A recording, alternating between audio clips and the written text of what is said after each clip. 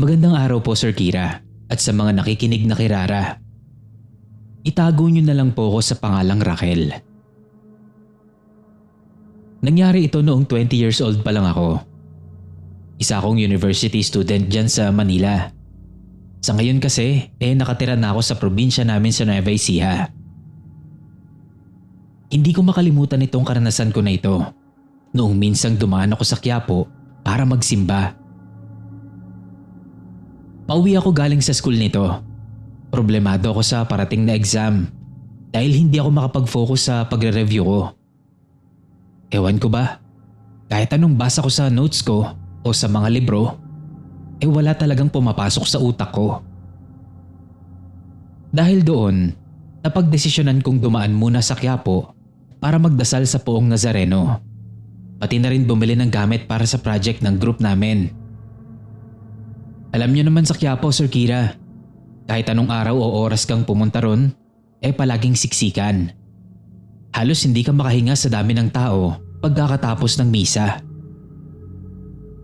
Habang naglalakad ako sa gilid ng simbahan, aksidente kong nabangga ang isang matandang babae na may daladalang paninda.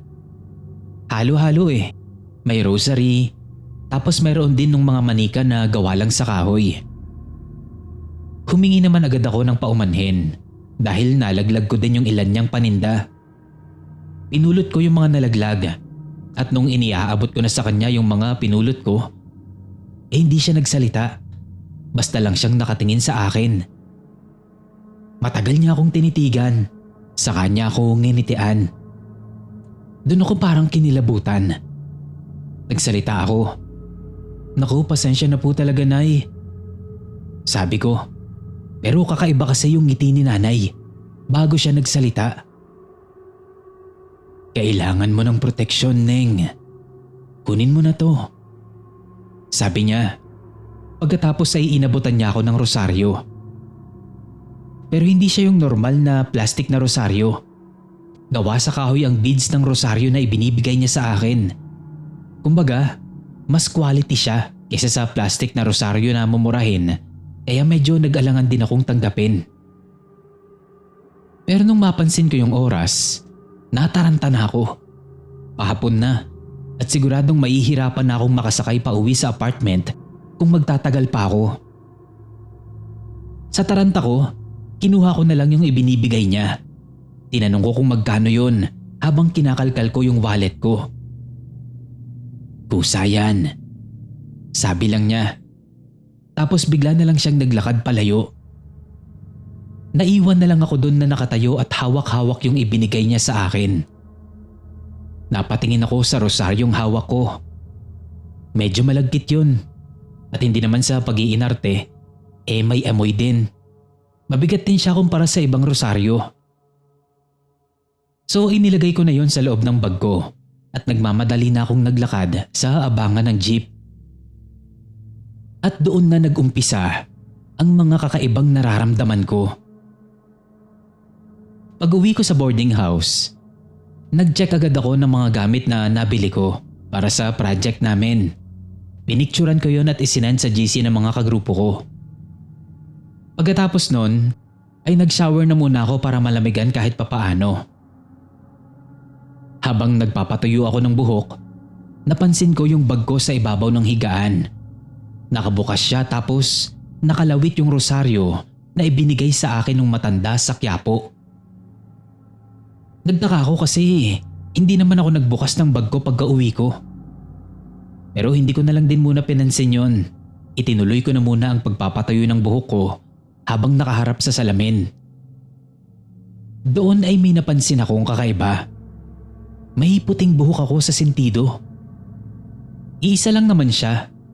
Pero 20 years old pa lang naman ako nung time na yon at hindi rin naman putiin ang buhok namin. Kaya alam ko na hindi dapat ako magkaroon nun. Stress lang siguro, sabi ko sa sarili ko. Ilang araw na lang kasi exam week na at hindi pa ako nakakapag-review talaga ng maayos. Nung gabing yon, sinubukan ko pa rin mag-review. Pero wala kasi talagang pumapasok sa utak ko. Halos masabunutan ko na nga ang sarili ko nun sa inis Hindi ko na alam kung anong nangyayari sa akin. Tapos yung amoy, yung malansang amoy ng rosaryo ay parang kumalat na sa buong kwarto. Kahit anong spray ko ng alkohol, hindi mawala-wala. Ipinahinga ko na muna ang pagre-review. Total wala naman akong napapala. Nahiga na muna ako at nag-browse na lang muna sa cellphone ko. Tinitignan ko yung mga pictures na kinunan namin ng mga kaklase ko. Naghahanap ako ng mga pwede kong i-upload sa Facebook. Pero habang naghahanap ako, bigla akong nakaramdam ng pangangate sa braso ko. Kinamot ko yun, pero humapdi lang. Nung tignan ko gamit ang ilaw mula sa cellphone ko, parang may mga maliliit na pantal na lumalabas. Pero hindi sila pantal na parang kagat ng surot. Para silang maliliit na butas, tapos may itim-itim. Mukha siyang blackheads, pero nasa braso ko sila. Pinahiran ko yun ng para sa pangangate. Tinakpan ko rin ng band-aid. Pinigilan ko ang sarili ko na kamutin yun dahil baka kumalat sa balat ko yung itim-itim na yun. Kinabukasan paggising ko, tinanggal ko agad yung band-aid kasi mas makati na siya nun. At talagang nagulat ako sa nakita ko. Nakakadiri silang tignan dahil mas malalaki na yun di hamak sa normal na blackheads. Kinuha ko yung tiyan at sinubukan kong bunutin yun isa-isa. Ang sakit. Para pala siyang balahibong makapal. Nung mahugot ko, hindi siya balahibo o buhok. Sinulid siya. Itim na sinulid na ginagamit sa panahi. Mabuti na lang at dumating yung roommate ko na si Jen nung time na yon. Nadatnan niya akong tulala. Tinanong niya kung anong nangyari sa akin. Ikinuwento ko naman sa kanya lahat, pati yung pinaghihinalaan kong pinakamay sala. Sabi niya, baka daw napagtripan ako ng matandang yon. Parehas sa naisip ko. Hindi ko alam kung anong gagawin ko nun. Sumubok na akong tumawag nun sa magulang ko sa probinsya. Pero hindi pa sila nakakasagot. Masyado pa kasing maaga nung time na yon. Siguradong tulog pa sila nun. Pero kasi hindi na ako mapakali. Natatakot na talaga ako. Hanggang sa yun na nga, niyaya ako ni Jen na umuwi sa kanila sa Bulacan. Kasi yung tito raw niya ay isang manggagamot. Sigurado daw na matutulungan ako nito. Hindi na ako nagdalawang isip pa. Umalis kami agad ng time na yon. Kahit wala pang tulog si Jen mula sa shift niya. Dasal ako ng dasal habang nasa biyahe kami. Dahil patagal ng patagal na nasa labas kami, ay nakakaramdam na ako ng kakaiba sa braso ko. Panay naman ang sabi sa akin ni Jen na hindi ko kailangan mag-alala. Dahil magaling daw na manggagamot ang tito niya na yon. Kayang-kayang alisin ang sumpa na ibinigay sa akin ng matanda sa Quiapo. Pagpasok pa lang namin sa bahay ng tito niya ay nagsalita na agad ito. Na dapat daw ay hindi ko tinanggap yung bagay na ibinigay sa akin ng tao na yon. Pinahiga ako ni Mang Isko sa papag. Kumuha ito ng itlog at kandila habang nag-uusal siya ng mga salita na hindi ko naiintindihan. At bawat patak ng kandila sa tubig ay unti-unting nabubuo yung mukha ng matanda sa Quiapo. Halos mapahiyaw ako sa sakit nung simulang hilutin ng Mang Isko yung mga butas sa braso ko. Dahil may lumalabas na talagang maliliit na piraso ng kahoy na tumutusok na sa laman ko. Sabi ni Mang Isko, yung rosaryo daw na ibinigay sa akin ng matanda ay hindi pala basbas, kundi gapos o ugnayan para maging vessel ako ng mga manika na yon. Hinihigop daw nito paunti-unti ang buhay ko. Kaya daw mabuti na lang ay naidala agad ako ng pamangkin niya sa kanya. Tumagal ng halos 3 oras ang ritual at pagkatapos noon ay nakaramdam ako ng sobrang paghihina. Pero nawala na yung malansang amoy at unti-unti nang bumalik ang sigla ng balat ko, bagaman may naiwan na maliliit na butas o mga peklat sa braso ko na para bang ukit sa kahoy. Sabi sa akin ng Mang Isko, kailangan ko raw ibaon sa lupa yung rosaryo na yon sa isang lugar na hindi ko nababalikan pa.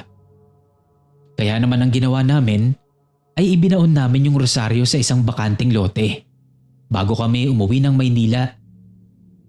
Pagkatapos ay binigyan niya naman ako ng proteksyon para sa mga tao daw na may inggit sa akin. Nagtaka ko kung bakit niya ako binigyan ng ganon. Imposible naman na may inggit sa akin ng matanda. Yun pala, meron daw malapit sa akin. Hindi niya raw alam kung kaibigan o kakilala lang na may inggit sa akin. At binibigyan ako ng sumpa. Yung sumpa daw, para daw makalimot ako o walang pumasok na kahit ano sa isip ko. Doon na ako nabigyan ng linaw kung bakit hindi ako makapag-focus sa pag-aaral ko. Samantalang hindi naman ako ganun. Yun pala merong pumipigil sa akin. Hindi ako makapaniwala nun. Bigla tuloy akong nawalan ng tiwala sa mga taong nakapalibot sa akin. Hindi ako makapaniwala na may taong sisirain ang kinabukasan ko para lang sa pansarili nilang dahilan. Simula nun, Sir Kira, hindi na ako nagawi pa sa simbahan ng Quiapo. Matinding kilabot ang dinanas ko dahil sa nangyaring yun sa akin.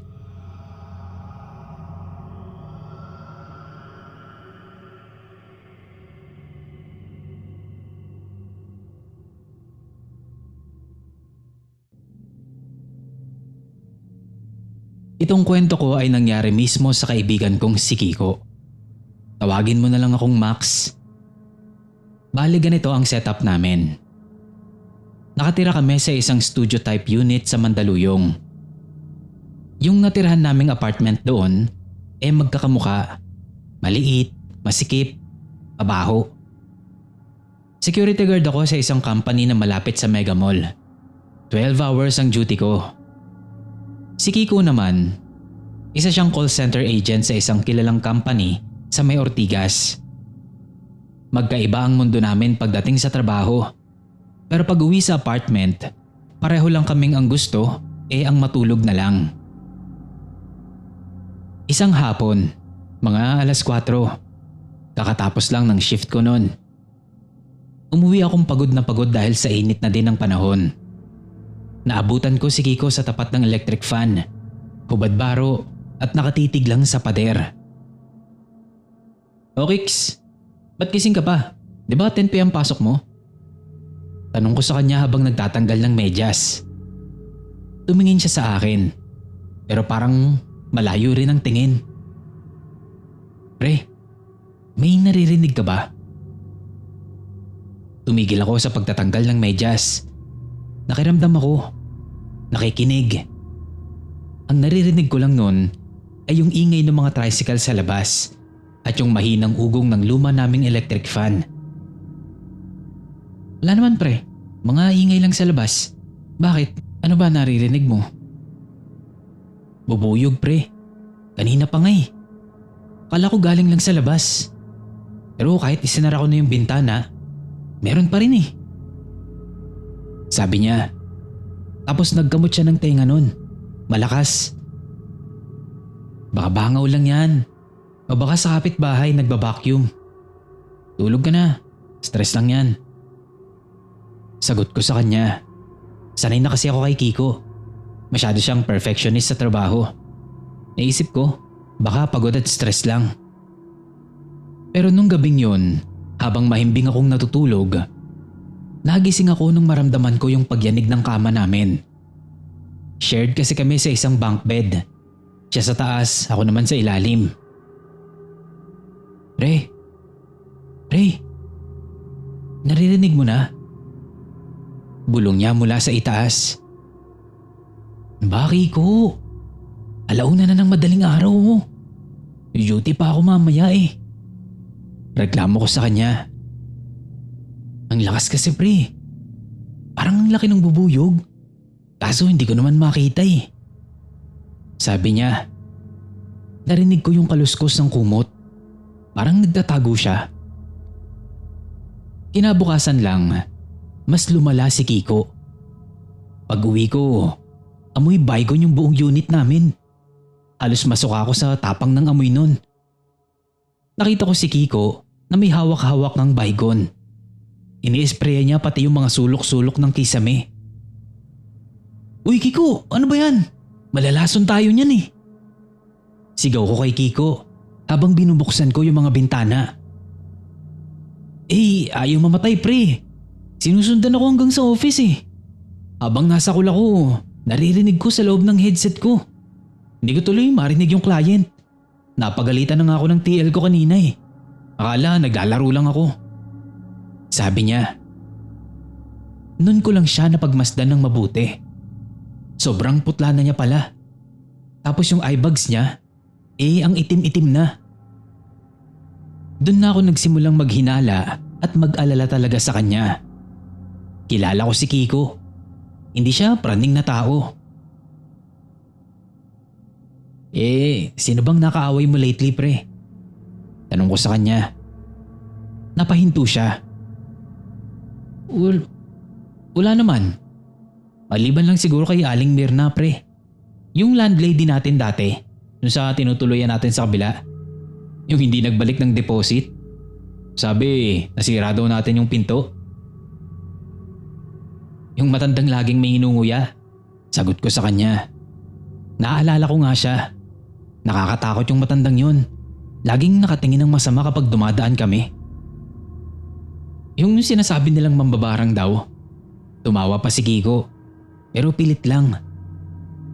Naniniwala ka ba dun? Hindi ko na nga sana papansinin pa. Kasi chismis lang din naman yung mga nadidinig ko tungkol kay Aling Mirna. Pero kasi yung sumunod na araw, nagsimulang magbago si Kiko. Isang gabi, nakita ko siyang nakatayo sa harap ng lababo. Nakatingin sa salamin, hawak-hawak yung tiyan. Tinanong ko siya kung anong ginagawa niya. Hindi niya ako sinagot. Dahan-dahan niyang ipinasok yung tiyan sa loob ng ilong niya. Napatalon ako mula sa kinauupuan ko nun nung makita kong may tumulong dugo sa lababo. Sinigawan ko siya. Sabi ko itigil niya yun. Sabay agaw sa tiyaning hawak niya. Pumarap siya sa akin na naiiyak-iyak pa. Halatang natatakot. Hindi na ako makapag-isip ng maayos pre. Ano nga ulit password ng ATM ko? Password? Di ba birthday mo lang naman yun? Sabi ko sa kanya. Medyo kinilabutan din ako nun. Nakalimutan niya yung birthday niya. Hindi niya na ako nasagot. Pero panay pa rin ang kalikot niya ng tenga niya nun. Dahil may kung ano daw ang gumagalaw doon. Habang tinititigan ko siya nun, lalo akong natatakot. Alam kong hindi na yun bastang stress lang. Ito na ata yung sinasabi nilang barang. Yung hindi lang basta insekto, kundi alaga siya mismo ng kung sino man ang nagpapahirap kay Kiko. Lalong naging mahirap ang buhay namin sa loob ng maliit na unit na yon. Tuwing gabi kasi, imbis na makapagpahinga ko, naririnig ko si Kiko na pagod na sa itaas. Hingal na hingal siya, parang kinakapos ng hangin. Tapos susundan niyo ng mahinang, "Please naman, tumigil ka na." Napapapikit na lang ako nun. Kasi sa totoo lang, hindi ko na rin alam ang gagawin ko. Natatakot din ako sa nangyayari sa kaibigan ko. Lalo na tila walang balak na tigilan si Kiko. "Kixli ka, tingnan nga natin yan." Sabi ko, nung hindi na talaga ako makatiis. Kinuha ko yung flashlight ko na ginagamit ko sa duty. Pinaupo ko siya sa plastic na upuan namin. Ang init niya, para siyang nilalagnat pa. Pinasandal ko yung ulo niya sa pader. Pinatagilid ko. Tapos sinabi kong huwag siyang maglilikot. Itinutok ko yung flashlight sa tenga niya. Sa una, wala akong masyadong makita. Pero nung inusog-usog ko ng konti yung tenga niya, may nakita akong gumagalaw sa loob. Teka, may nakita ako. Bulong ko. Nanginginig pa yung kamay ko nun. Inilapit ko pang bahagya yung mukha ko. Tinignan ko yun ng mabuti. At doon, may nakita akong pakpak. Gumagalaw-galaw pa nga yun. Pero nung lalong lumalim yung liwanag ng flashlight ko, muntik ko na yung mabitawan. Hindi lang kasi pakpak yun, kundi isang maliit na insekto ang nakasiksik sa loob ng tenga niya. Sobrang kinilabutan ako sa nakita ko. Bakit pre? Anong nakita mo? Meron? Meron nga? Tanong ni Kiko. Halata kong takot na siya nun. Maski ako, nangihina rin. Hindi ako makapagsalita nun. Anong sasabihin ko? Na may insektong nakatira sa loob ng tenga niya? Tapos biglang napahiyaw si Kiko sa sakit. Napahawak siya sa ulo niya at bumagsak sa sahig. Nagkikisay siya nun, parang kinukuryente. Awang-awa talaga ako nun kay Kiko sa nakikita kong paghihirap niya. Tapos may biglang kumatok ng malakas sa pintuan namin. Pumasok doon si Kuya Ben, yung landlord namin. Naiingayan daw sa amin. Tapos naamoy niya na rin yung matapang na amoy ng baygon na siguro ay kumalat na sa hallway. Pagkakita niya nun kay Kiko na nakahiga sa sahig at sa hawak kong flashlight, hindi siya nagulat o natakot. Sa halip ay nagtanong siya. Nako, si Mirna may gawa nito no? Tanong ni Kuya Ben habang tinutulungan akong itayo si Kiko. Yung matandang landlady niyo sa dati niyong tinirhan, yung taga Sikihor? Nagulat ako nun. Paano niya nalaman? Ang sabi ni Kuya Ben, sikat daw si Aling Mirna sa lugar nila dahil sa pagiging mambabarang nito. Lalo't kapag hindi nakukuha ang gusto. Gaya na lamang ng hindi pagbabalik ng deposito namin dahil sa nasira daw namin na pinto. Tinulungan niya kami. Sinabihan niya ako na mag-ayos dahil dadalhin daw namin si Kiko sa kakilala niyang magaling na albularyo. Hindi ko alam kung saan kami nagpunta noon. Sobra kasi akong nag-aalala kay Kiko. Basta ang alam ko ay malapit na sa bundok yon. Pumasok kami sa isang maliit na kubo. Mukhang nasabihan na ni Kuya Ben yung albularyo kasi nakahanda na sa loob yung mga gamit nito. Paghiga pa lang ni Kiko sa papag ay nagsimula na agad ang albularyo sa ritual nito. Naglatag ang albularyo ng pangtawas at langis. Inutusan niya kaming hawakan ng mahigpit ang mga kamay ni Kiko habang nagsisimula ng magsilabasan ang mangilan-ngilang maliliit na insekto rito. Nung magsimulang umusal ng dasal ang albularyo, ay mas dumami pa ang lumalabas na insekto kay Kiko. Sa tenga, sa ilong, sa bibig. Hindi ko halos makayang tignan si Kiko dahil maski sa balat niya ay meron na ding lumalabas. Masuka-suka ako nun sa nakikita ko. Pero imbis na hayaan silang makalipad, isa-isa silang tinatabunan ng albularyo ng mainit na asin at luyos. Isa-isa silang nagsisibagsakan sa sahig. Hindi ko alam kung gaano namin katagal na ginawa yun sa dami ng lumabas na insekto kay Kiko. Pagod na pagod kami ni Kuya Ben at ng albularyo. Si Kiko, tumigil na din sa panginginig ang katawan niya. Saglit akong nagpanik. Pero nang makita kong banayad na ang paghinga ni Kiko, nakahinga na rin ako ng maluwag. Sinabi sa amin ng albularyo na wala na kaming dapat ikabahala. Natuwa naman ako noon. Halos maiyak-iyak pa ako. Sobrang laking pasasalamat ko sa kanila, lalo na kay Kuya Ben na tumulong sa amin. Kung hindi siguro siya pumunta ng gabing yun, ewan ko na lang kung anong nangyari sa kaibigan ko.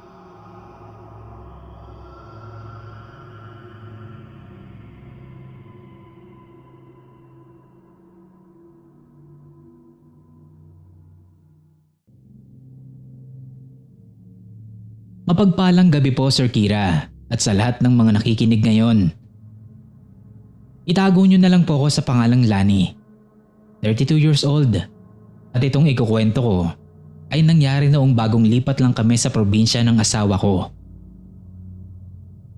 Noong nawala ng trabaho ang asawa ko sa Maynila, Nag-decide kaming tumira na muna sa ancestral house nila sa probinsya. Mag-isa na lang kasi ang nanay niya sa bahay nila. Magmula pa nung mamatay ang tatay niya. At nun nga, pinakisiyuan siya ng kanyang ina na doon na lang muna kami sa bahay nila tumira. Bale, 3 lang kaming magkakasama nun sa bahay. Ako, ang asawa kong si Ruben at si Nanay Ising. Sir Kira, magmula pa lang talaga nang dumating kami sa bahay nila, ay iba na ang pakiramdam ko doon. Sobrang bigat ng aura ng bahay. Noon, akala ko dahil lang yun sa pagod kami sa paglilipat. Pero nung tumagal, akala ko naman ay dahil yun sa luma na yung kanilang bahay. Pero pagtagal pa, Sir Kira, talagang iba na yung vibes ng bahay nila. Hindi ko naman masabi sa asawa ko dahil baka masamain niya. Lalo na't isa sa nagpapabigat sa aura ng bahay ay ang mismong si Nanay Ising. Iniisip ko na lang noon na hindi sanay sa tao si Nanay Ising dahil ayaw na ayaw niyang pumapasok ang araw sa loob ng bahay. Sobrang dilim doon, Sir Kira. Umaga, tanghali, gabi, walang pagkakaiba. Ayaw niyang magbubukas man lang ng bintana o kurtina para makapasok man lang ang liwanag ng araw. Ayaw niyang magbubukas ng pinto para makapasok naman ang malamig na hangin. Tapos palagi lang din itong nandoon, tambay sa upuan niyang tumba-tumba. Sa maliit na siwang ng bintana, doon siya naroon. Hawak ang karayom na may pulang sinulid. Pero wala naman siyang hawak na anumang tinatahi, Sir Kira. Kumbaga para lang siyang may imaginary sewing project. Naisip ko nga na siguro ay may sakit na sa pag-iisip si Nanay Ising. Kasi gumagalaw yung kamay niya na akala mo meron talaga siyang tinatahi. Pero sa ganawang pagkakataon lang naman siya weirdo. Nagsimula akong makaramdam ng kakaiba noong minsang magkasagutan kami ni Nanay. Since luma na nga ang bahay, naisipan kong unti-unting linisin ito. Ang una kong ginawa ang labhan yung makakapal ng kurtina na nasa sala. Napansin ko kasing iba na ang kapal ng alikabok doon. Akala ko nga matutuwa si Nanay pero nagkamali ako. Kasalukuyan kong pinapaikot yung mga kurtina noon nang biglang magsisigaw si Nanay mula sa loob ng bahay. Siyempre nataranta naman ako. Baka kung ano na palang nangyayari dun. Pero pagpasok ko sa loob, isang malakas na sampal ang bumungad sa akin. Galit na galit si Nanay Ising. Wala akong naintindihan nun sa dami ng sinabi niya. Pero nalaman ko naman kahit paano ang dahilan ng galit niya. Walang iba kundi yung kurtina. Mabuti na lang talaga at nasa bahay lang ang asawa ko. Maski siya, hindi alam kung bakit nagalit ng ganoon ang nanay niya. Hingi ng pasensya sa akin ang asawa ko dahil nga sa inasal ng nanay niya. Hindi naman ako nagalit nun.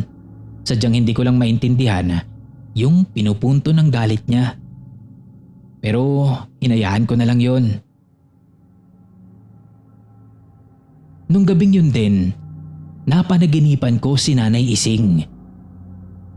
Nakatayo daw siya sa may paanan ng higaan namin ng asawa ko. Nakatingin siya sa akin ng masama. Galit na galit pa din siya dahil sa nilaban kong kurtina. Sinubukan kong tumayo nun, pero hindi ako makagalaw. Doon na ako nagsimulang magpanik. Unti-unti kasi, nararamdaman ko na para ba akong nakagapos sa higaan. Sinubukan ko ding tawagin ang asawa ko na nasa tabi ko lang nun. Pero maski isang salita, hindi ko mabigkas. Lalo pa akong natakot nun nang magsimula akong makaramdam ng maliliit na insekto na gumagapang sa leeg ko. Sa katawan hanggang sa mga binti ko ay damang-dama kong napakaraming insekto. Doon na ako nagising. Tagaktak ang pawis ko pagkagising ko noon. Tuyong-tuyo ang lalamunan ko at hinang-hina ako dahil sa naging panaginip ko na yon. Hindi na ako nakatulog pagkatapos nun. Madalas kasi, naitutuloy ko ang panaginip ko kapag bumabalik ako sa pagtulog. Pagkatapos nun, ay mas lalo nang bumigat ang aura sa bahay. Hindi na ako pinapansin ni Nanay Ising. Ramdam ko ang galit niya sa paraan ng pagtitig niya. Kinikilabutan nga ako kapag tinititigan niya ako eh. Paano naman kasi? Minsan makikita ko na nakatitig siya sa akin ng masama habang nagtatahi siya sa hangin. Nakakapangilabot lang. Tapos isang beses, bumili ako nun sa tindahan. Isang kanto ang layo mula sa bahay nila. Kinausap ako ng nagtitinda. Mag-iingat daw ako dahil kalat daw doon sa lugar nila na mambabarang daw ang biyanan kong babae. May karunungan daw ito sa tinatawag na sinaunang kaalaman na nakuha pa daw sa mga ninuno nila. Pero syempre, hindi naman ako naniwala sa ganon. Paniguradong chismis lang yun ng mga tao na may galit o inggit sa kanila noon. Pero nagkaroon ako ng agam-agam noong maulit na naman yung nakakatakot kong panaginip. Nagising na naman ako sa panaginip ko. At doon sa panaginip kong yun, alam kong nananaginip lang ako. Nandun na naman si Nanay Ising, nakatayo sa may paanan ko. Mababa ang tingin niya sa akin. Wala siyang emosyon habang hawak ang mahabang karayom na may pulang sinulid. Nilapitan niya ako. Doon ako nagsimulang bundulin ng kaba. Gumalaw ako para sana tumayo. Pero doon ko lang napansin na para na naman akong nakagapos. Nakagapos sa libu-libong insekto na gumagapang sa buo kong katawan. Nang makarating sa gilid ko si Nanay Ising, hinawakan niya ang noo at baba ko. Pinilit niyang ibuka ang bibig ko. Sobrang nangihina na ako noon. Kaya saglit lang ay nagtagumpay na siyang buksan ito. Doon nagsimulang gumapang naman ang mga insekto papasok sa bibig ko. Parang totoong-totoo talaga. Damang-dama ko yung paggapang nila noon. Pati yung pagpasok nila sa bibig ko. Tapos ay nagulat ako nang maramdaman kong may tumusok sa itaas ng bibig ko. Napamulat ako ng mata nun sa panaginip ko. Nagkatinginan kami ni Nanay Ising. Nakangisi siya sa akin habang patahin niyang isinasara ang bibig kong punong-puno ng insekto. Ramdam na ramdam ko nun yung bawat pagtusok ng karayom at hila ng sinulid sa balat ko. Na parang totoong-totoo talaga siyang nangyayari. Nagpumilit akong kumawala hanggang sa matawag ko na ang pangalan niya. Lord Jesus, please. Gisingin niyo po ako sa bangungot na to. Nung pakiramdam ko ay puputok na ang labi ko sa mga kumakawalang insekto sa loob ng bibig ko, ay saka ako napadilat. Pawis na pawis ako. At hindi ko talaga naibuka agad ang bibig ko na para bang may invisible na sinulid nga ang nakatahi pa roon. Siguro may ilang segundo pa bago ko nagawang ibukang muli ang bibig ko.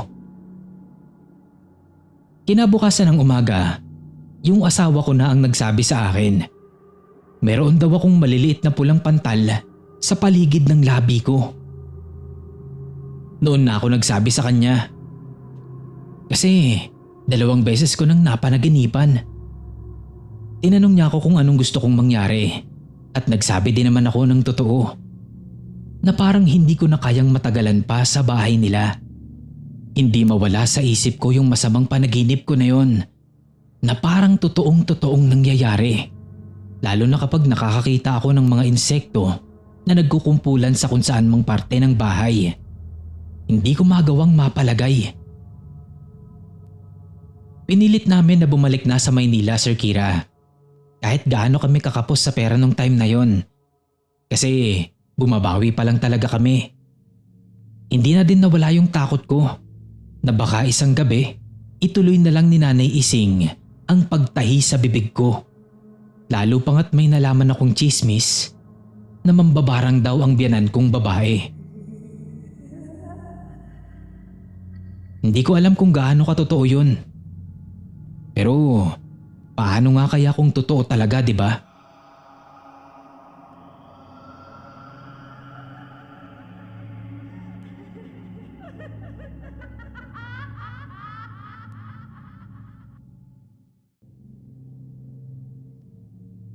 Hello Sir Kira. Hello din sa mga kapwa ko listeners. Suki po ulit. Sa last story ko, isinalaysay ko ang mga bagay na nagmulat sa akin sa mga galaw ng tao. Ngayon ay ang pangyayari naman na nagpabago ng pananaw ko sa mga ligaw na kaluluwa na nag-e-exist sa mundo nating mga buhay. 2011, fresh graduate kami noon ni Marcus. Bakasyon pero naisipan naming mag-volunteer ng summer job sa school namin. Para na din sa extra credit kung sakali na mag-a-apply kami. So na-assign kami sa science lab. Nung time na yon, may mga estudyante pa rin na nagte-take ng units nila dahil sa incomplete o back subjects nila. Kaya naman pagdating namin ni Marcus sa science lab, marami-raming estudyante ang naroon. 28 sila lahat. Kasama sa trabaho namin ang bilangin sila at mag-take ng attendance. Ang dami namang summer class ngayon. Pwede ba yun? Tanong ko ng pabulong kay Marcus. Malay, basta ayusin na lang natin trabaho natin. Yaman na sila. Ang gawain namin ni Marcus noon ang maging observer sa mga estudyante ng science lab.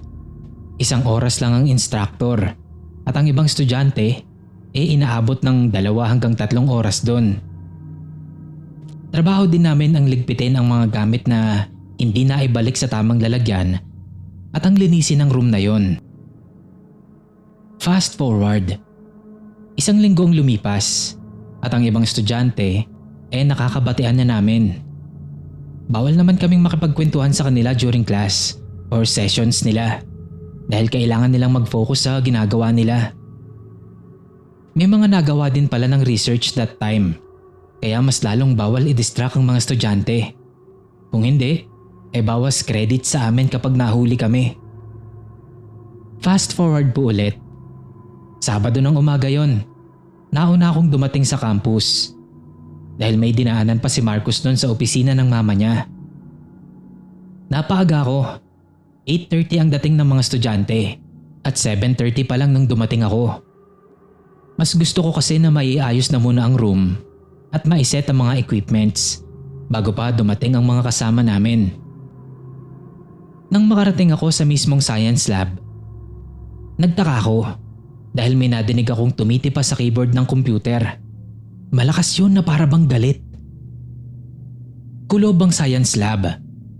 Sarado ang mga bintana. Pero dinig na dinig ko pa rin yung pagtipa ng kung sinong nasa loob. Meron din akong nadidinig na parang mahinang humihimig sa loob. Nagtaka ako kasi nasa akin naman yung susi. So paanong may makakapasok dun? Nang pihitin ko ang doorknob, biglang tumigil yung malakas na pagtatype sa keyboard. Napatigil din ako dahil bukod sa kinabahan ako, nakalak yung pinto. Lakas loob kong sinusian yung pinto. Dahan-dahan kong pinihit yun. Nang mag-click yung lock ng doorknob, ay sabay rin na may pumukpok ng malakas sa keyboard. Yung pinukpok talaga ng 2 kamay.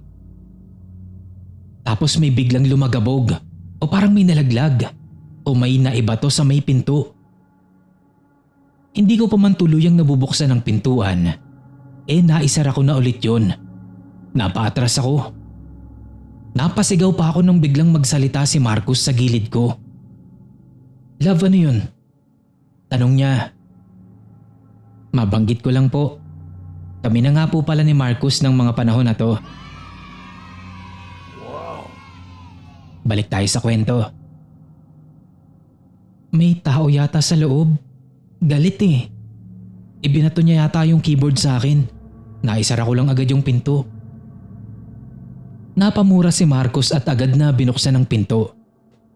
Pero pagpasok niya, agad niyang nasabi na wala namang tao. Dire-diretso siya sa loob. Bawat sulok tinignan niya. Pumasok na rin ako noon. Tinignan ko ang dalawang computer na naroon. Nakita kong yung isa, nakalaglag yung keyboard. Tignan mo, paano nangyari to? Inangat ko yung keyboard at ipinakita sa kanya. Sira na yun. Bali sa gitna. Maayos naming iniwan kahapon yun bago kami umuwi. Kaya nakapagtataka talaga na ganoon ang sira nun. Tawagin natin ang gwardya. Sabi niya sabay labas. Agad akong tumakbo at kumapit sa kanya. Sa pag-aakalang may nakapasok nga doon at nagsiksik lang sa kung saan. Hinala ko noon, sa kisame, since may vent doon na kasya ang tao.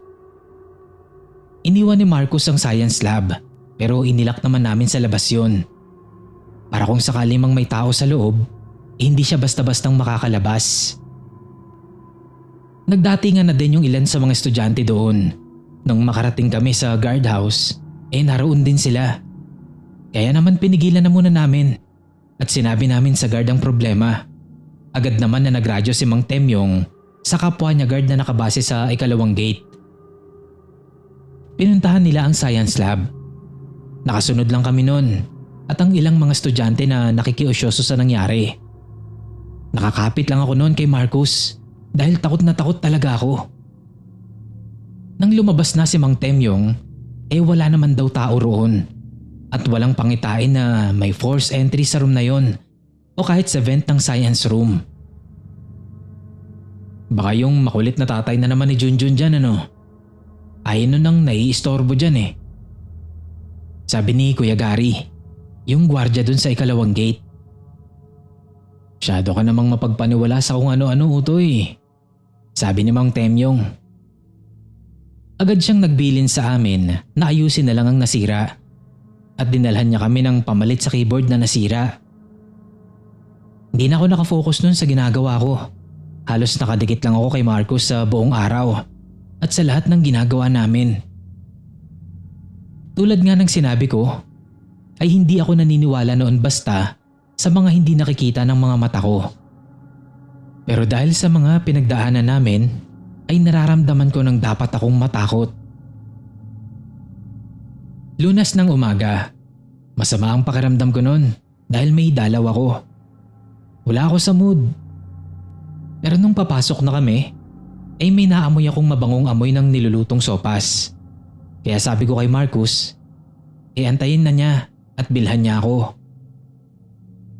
So nauna na ako nun sa science lab. Bale ang layo ng kantin sa science lab kaunti lang naman. Nasa third floor lang kasi yung science lab. Hirap na hirap akong umakyat nun dahil masakit ang puson ko. At nung makarating na ako sa taas, nagulat ako sa tumakbong bata. Naka-yellow yun at nakaitim na pantalon. Lumingon pa siya sa akin at ngumiti. Since magiliw ako sa mga bata noon, ay ngumiti din ako. Uy be, bawal dito. Doon ka lang dapat sa park. Baka makita ka ng guard, mapapagalitan ka talaga. Ngumiti lang siya ulit sa akin. Tumalon-talon habang nakakapit sa railings. Sumampa pa siya doon sa may nakaangat na bakal, yung kalahating dangkal mula sa sahig. Saka paharap sa akin na naglipat-lipat. Sinita ko siya. Sabi ko bawal yung ginagawa niya. Baka makita siya ni Mang Temyong. Siguradong mapapagalitan siya nun. Tapos tinanong ko kung nasaan yung kasama niya. Lumingon siya sa science lab. Kaya napalingon din ako doon. May nakita akong lalaking nakatingin sa amin. Sa pagkakatitig niya, para ba itong galit? Hindi ko alam kung sa akin o sa bata. Pero natakot ako nun. Tapos nawirdohan pa ako sa kanya nung mapansin kong nakabarong yung lalaki. Bakit ka ako nakabarong siya? Tanong ko pa sa sarili ko. Hindi ko alam pero may kilabot na gumapang sa buo kong pagkatao. Hindi ako nakakilos nun. Ramdam kong nanginginig yung tuhod ko. Naagaw pa ang pansin ko nang humalakhak yung bata. Sabay sabi niya ng takbo. Pero parang pabulong lang sa hangin yung nadinig ko. Tapos doon na siya kumilos, sabay takbo. Impit pa akong napasigaw nun dahil nakita ko yung suot ng bata. Hindi jacket na dilaw yun, kundi barong na dilaw. Tapos meron itong biyak sa likod. Inahapo na ako nun sa sobrang takot. Pero hindi ako nagkalakas ng loob na makagalaw o tumakbo. Napatingin ako nun sa lalaki sa may pinto ng science lab. Nakita ko siyang may dala na parang latigo. At ang nakakapangilabot pa nun, unti-unti siyang papalapit sa akin habang nakalutang sa hangin.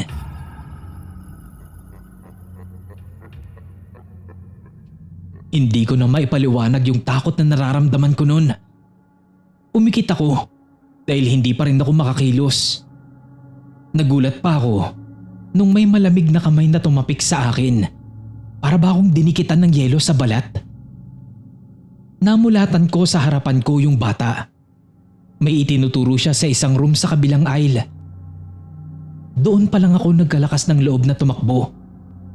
Umiiyak ako at nararamdaman ko noon na anumang sandali ay matutumba ako. Nararamdaman ko yung lalaking nakabarong sa likod ko. Parang sobrang lapit niya na sa akin na kung buhay siya, maaabot niya na ako at maigugupo ng walang kahirap-hirap. May isang di pa ata ang layo ko nun mula sa pinto ng kwartong itinuro sa akin ng bata. Kaya mas lalo kong nilakihan ang hakbang ko.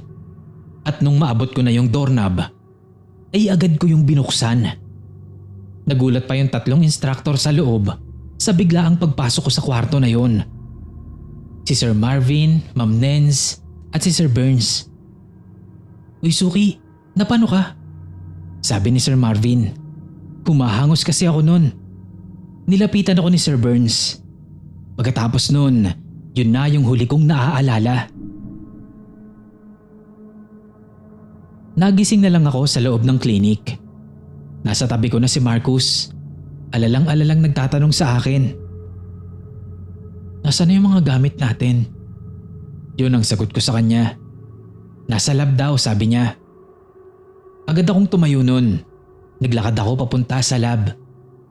Napatingin pa sa akin yung mga estudyante, pati si Ma'am Ness na naka-assign na instructor ng time na yon. Tinanong niya kung okay na daw ba ako. Kumusta raw ang pakiramdam ko. Ako okay naman na ako. Pero hindi na ako babalik doon. Sabi ko pa na yung nagpapakita doon ay nananakit. Nadinig ko pa noon na nagbubulungan yung mga estudyante. Halatang mga natakot din. Si Marcus naman ay nakasunod lang sa akin noon. Hindi siya naimik.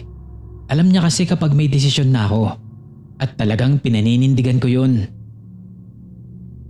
Napatango lang sa akin si Ma'am Ness nang papirmahan ko yung attendance slip namin ng araw na yon. Nag-note na din ako na hindi na ako babalik. "Mamatay ka talaga pag wala ako sa tabi mo, no?" Sabi ni Marcus. "Bakit kasi ang tagal mo?" Sabi ko pa. "Pinaantay mo sa akin yung sopas, diba?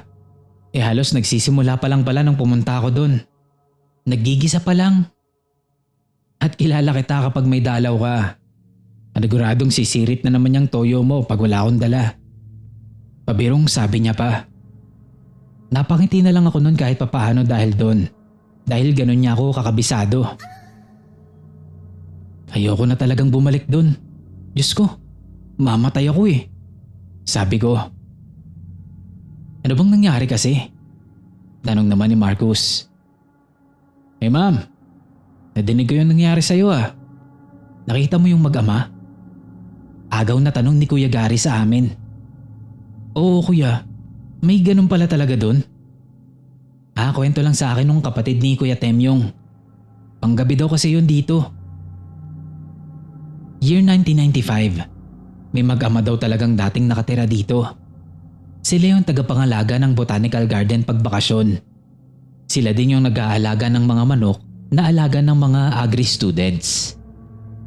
Bale, mabait at masipag naman yung lalaki kapag hindi nakakainom. Pero kasi may pagkalasinggero, tapos malupit. Pag dumating siya na hindi pa nagagawa ng anak niya yung dapat niyang gawin, na 8 years old lang nung time na yon, ay pinapalo niya raw ng matindi. Yung ipinapagawa niya naman dun sa bata, trabaho niya naman talaga. Pagdidilig, pagpapakain sa mga manok. May nanay naman daw yung bata, pero nasa abroad, kaya nasa pangangalaga niya yung bata. Nagsusugal din daw yung lalaki na yon.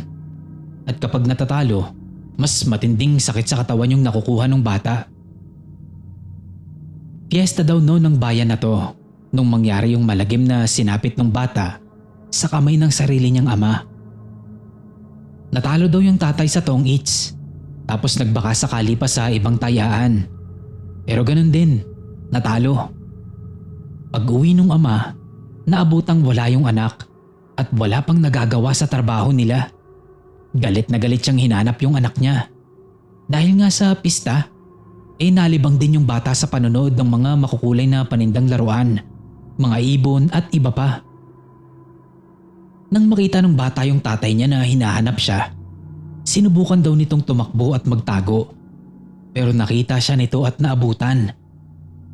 At doon ay walang awang nilatigo ng lalaki yung anak niya. At ang sabi-sabi, may mga chemical daw noon sa lab na hindi maaaring matapon dahil toxic sa tao. Marahil daw nahaplit yun ng tatay at tumapon. At sa sobrang kalasingan ng ama, napuslitan ito ng bata. Isinara ang pinto ng science lab at inilak iyon sa labas. Nang matagpuan daw ng mga tao ang mag-ama, ay wala na silang buhay pareho. Yung bata ay nasa ibaba ng hagdan, duguan, dahil nakalanghap din ito ng kemikal. Nawalan ng malay at nahulog pababa ng hagdan. Doon daw ito namatay. At yung ama naman, namatay sa loob mismo ng science lab dahil na rin sa suffocation. Simula nun, lagi nang may mga estudyanteng nakakaramdam o nakakakita sa bata at hindi mo gugustuhing makita ang ama nito dahil nangahabol daw talaga ito. Nagkukwento rin kasi sa akin yung mga panggabing estudyante. May mga panahon pa ngang humahangos sila dito. Magsusumbong. May lalaki daw na masamang nakatingin sa kanila. May mga ingay at may mga kalampag sa loob ng science lab. May mga bagay daw na nalalaglag at nasisira. Mahabang kwento ni Kuya Gary sa amin. Grabe naman yung pagpaparamdam nun. Nananakit talaga. Sabi ni Marcus. Ako naman, sabi ko, ayoko na talagang bumalik kung ganun. Kako wag na rin bumalik si Marcus. Pagkatapos nga lang din noon, naghanap na kami ni Marcus ng trabaho. Nakakita rin naman agad kami. Sa mga buwan na lumipas, ayos naman ang samahan namin. Pero simula nung insidente sa campus na yon, ay hindi na ako pinatatahimik ng mga nilalang na hindi nakikita ng pangkaraniwang mga mata. Lagi nang may nagpapakita sa akin.